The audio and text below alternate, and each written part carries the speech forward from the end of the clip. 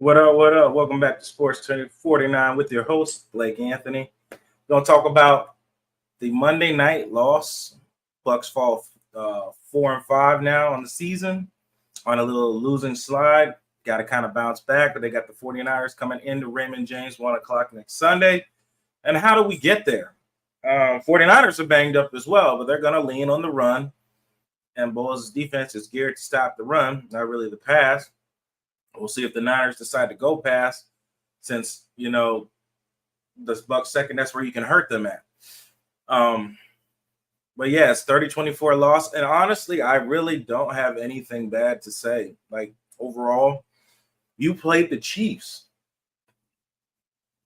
Well, Hall of Fame quarterback, Hall of Fame head coach, and you stood toe-to-toe with them. You took blows and you gave blows back to them. Baker Mayfield didn't turn over the ball.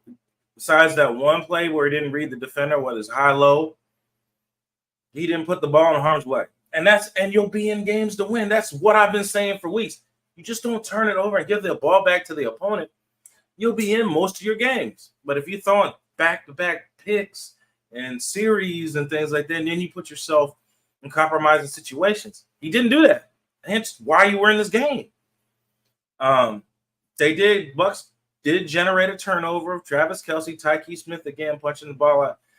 And that seems to me to have been the point where you could have turned the game. That one possession that the Bucs got the ball back could have changed the aspect of this game. Had you gotten 3 points on that drive, they win the game. You don't go to overtime. And that's why points off for turnovers are so important. I know everybody wants to go, when I was arguing back and forth with people about turnovers and what they turn to points, now you get to see you could have won a game, because if you'd have turned that turnover into points, we're talking about a win in this situation versus why Bowles didn't go for it, the timeout. Everything that had nothing to do with the total outcome of the game is what you're arguing about. You could have won that game multiple times in that game. You had chances. Several chances to win that game. But everybody, and not just Bucs fans across the league, they seem to only remember the last part of the game. Yeah, you could have won the game at that point, but you had plenty of chances to seal this game and didn't. Plenty of chances. But you decided to leave it at the hands of Patrick Mahomes at the end of the game, much like Tom Brady, and you've seen what happened. Like I said, I don't blame anybody. Both sides of the ball had chances to win this game. Baker Mayfield didn't turn the ball over. I've got nothing bad to say about that, man. Great job. That's what I got to say. Stood tall when pressure was on, made that key throw. And we'll talk about that. I got the video up to talk about that last series to the timeout. Because what I see, they don't have an actual play call. We're running to the line of scrimmage to spike it. But he called a timeout instead. Or come up there and fumble the snap. The conditions were wet, because you can run up there, the ball's wet, and you fumble a snap, and you're fumbling at the 1 yard line and giving the ball back to the Chiefs and really losing the game. Like, I see what he means now when I watch it again. And I'm gonna show, you know what? I'll just show you the clip. Let me get myself off the camera and look at it itself. All right.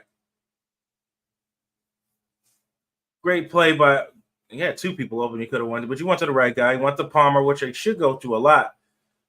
Palmer comes across. Bolton he's just as bad as KJ Britton covered. Bolton staring at the quarterback. Guy runs right behind you. You got no clue where the receiver is, and that's what happens. And then you see how he's running. You see how he's running to the line? They're going to spike it. That's what they were going to do. They were going to spike it. They had no actual play call. So that's on your offensive coordinator. He didn't tell Baker, if we get down there, you got another play. Look at the way he runs. Look at the way they all run. They're going to spike the ball. So you were complaining about a timeout. They were going to spike it. So they'd rather have called the timeout and not let something stupid happen, like the ball slipping out the center's hand or slipping out of Baker Mayfield's hand, because the ground is wet. It's rain. And they come up and run the play. And Baker could have scored it on this first one here. 81 chips. He actually gets a good chip. He is wide open. We'll come back to that in the other angle. Wide open. And this is why you watch film. Boom. Yeah, he chips up on the guy. They actually run the same exact play twice. No, I think they do in the second one. He chips the guy falls down and leaves 81 wide open. And they come right back to it. Except 81's on the outside this time. Comes up, checks, releases, and it's a touchdown. He's like, hey, they didn't cover him the last time. They're not going to cover him this time. So that's why they came back to it 2 plays in a row. Motioned over. They think it's the same thing or it's a run. And touchdown. First touchdown of his career. But back to what I was saying earlier. They didn't have a play call.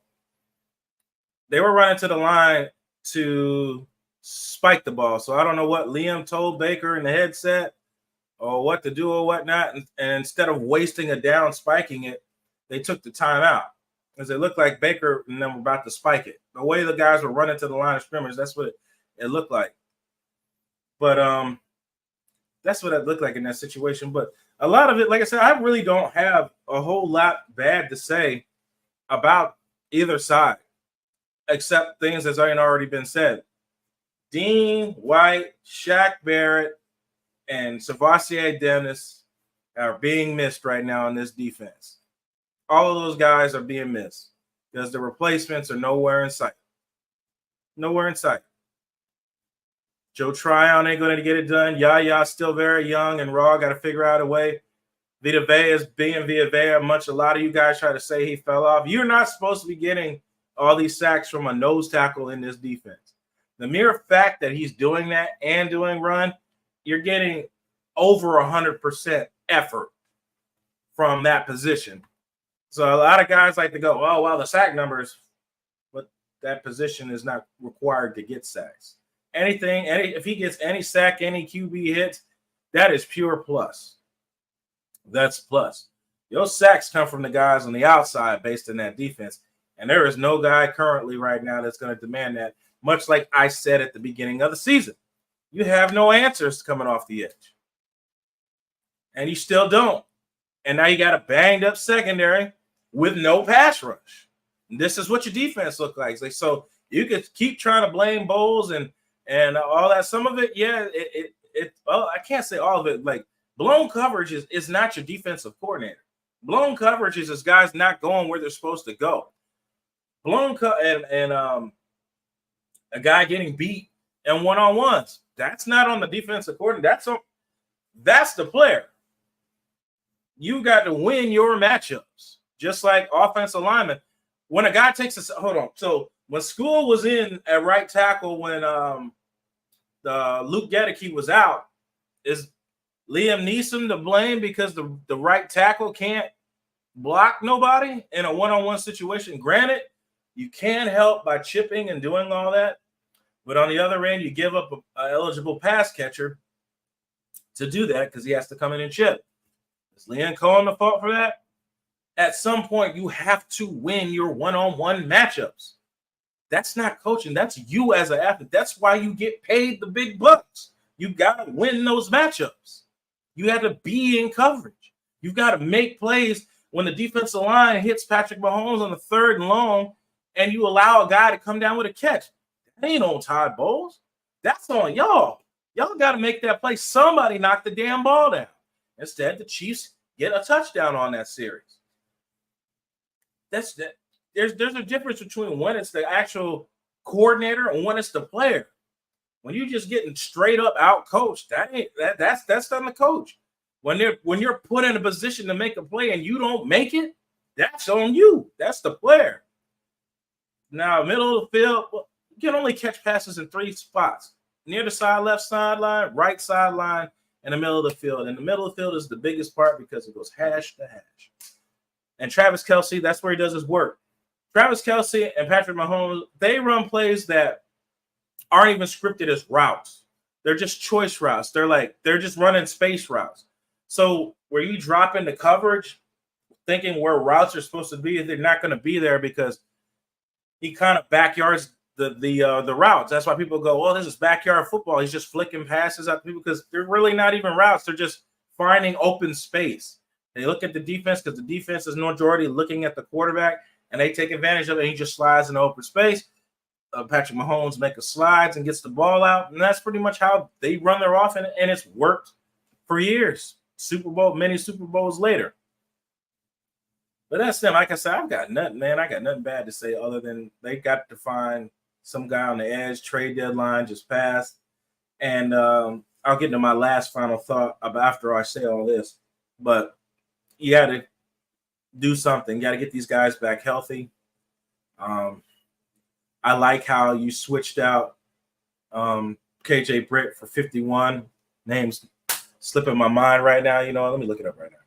You traded Britt out. You actually did trade Britt out on passing downs, and you put another quarter in. Josh Hayes did fairly well at times. Oh, yeah, you put J.J. Russell in on passing downs because obviously KJ Britt is not going to get it done.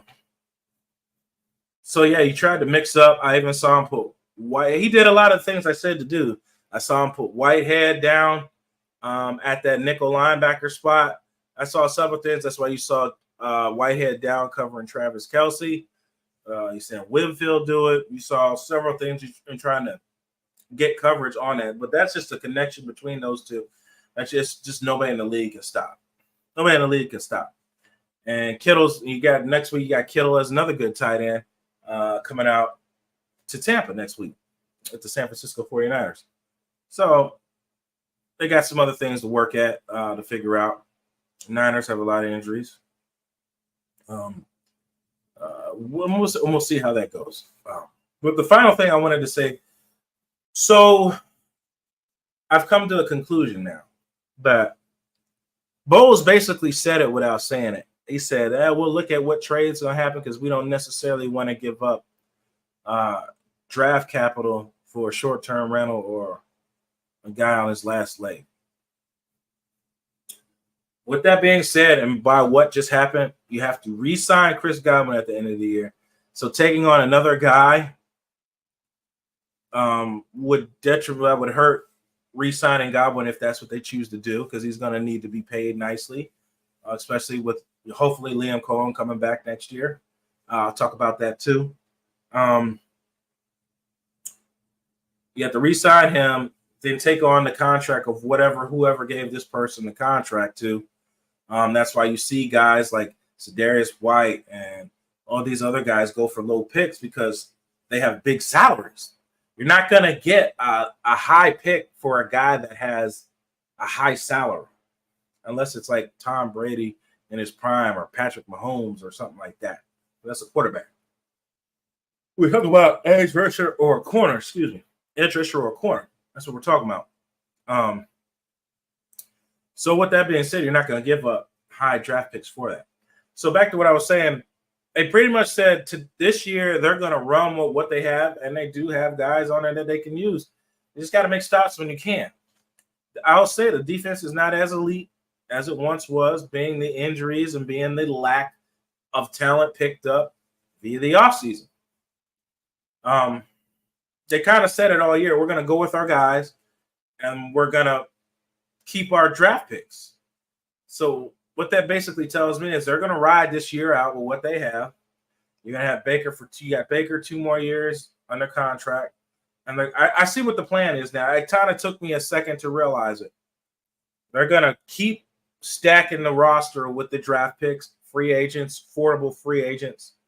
Baker's 2 years on his contract are finally going to come to an end, and you will have a chance to draft your quarterback and place him in a system that's already ready. I kind of looking at it now, full circle, sitting around when the smoke settles.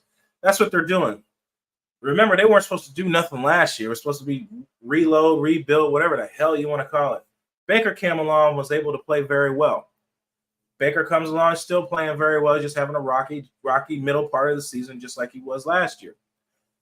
And then you're going to have you got 2 more years of it, and you got a choice whether to pick up the quarterback in this draft, the quarterback in the next draft.